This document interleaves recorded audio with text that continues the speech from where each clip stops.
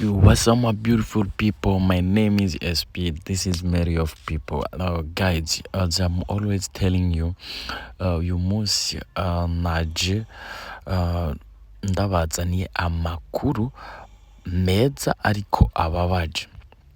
Iyi ndirimbo muriko murabona aha nshaka muyumvirize, ni indirimbo yitwa Who's That Girl ya Rema na Irasta. Nshaka muyumvirize gato ngaho. Flow like a river. If I catch Peter, they won't panic. Ooh, Santa Monica. I dey motivate like cancer.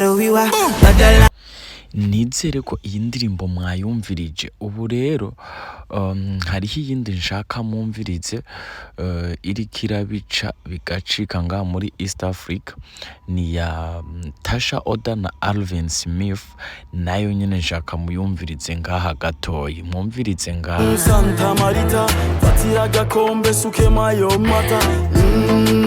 Santa Marita, fatira gakombe suke mayo mata. Santa Marita, fatira gakombe suke mayo mata. Santa Marita, fatira gakombe. Aha, guys, nizere ko mwayumvirije canke mwazumvirije izi ndirimbo zose.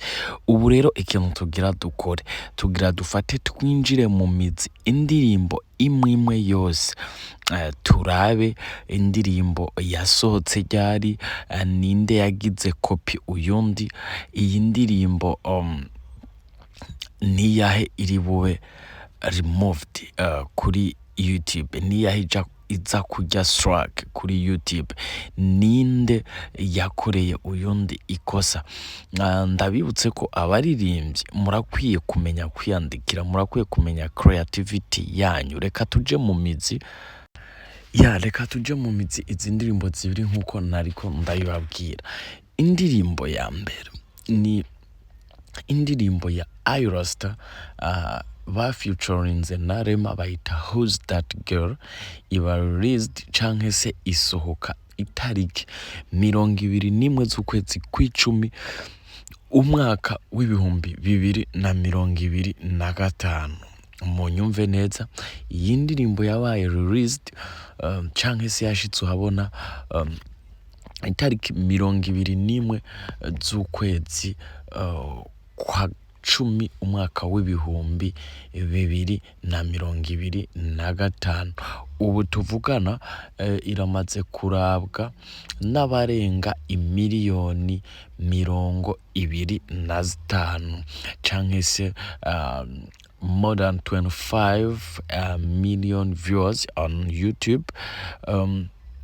Ni indirimbo ubona ko yakunzwe ahatari hake kugeza ubu, kandi ikiriko irabica bigacika muri Afrika muri rusange no kwisi yose.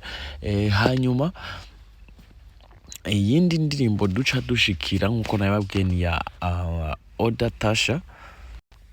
Nari nkiriko ndabivuga ni ya Oda Tasha, yaririmbanye na Alvin Smith. Kuba tabizi, nagira ndabamenyeshe ko uyu Alvin Smith yigeze kuba ari na manager wa Oda Tasha. Ibyavuzwe mwarabyumvise, sinza kubigarukako, naho ubu tutazi ko bakiriye bafashanya mu by'umuziki. Ikindi naco nobibutsa nuko Alvin Smith ubu asanzwe abarizwa neza na neza mu gihugu ca Kenya, aho ariho asigaye aba. Iyi ndirimbo yabo nayo bayise ati That Thing. That ntabwo ari that like that, ni DA. So bavuze ati That Thing.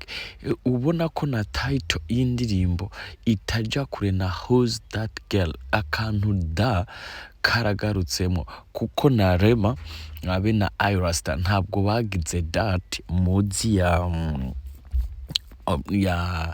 adjective, bakoresheje that yabo nyine ukucumva that. Aba nabo bagira That Thing, da ukucumva DA. Aba nabo bagira That Girl, that with D. Aha, bagira D AT ibintu biriko bija ku rundi rwego.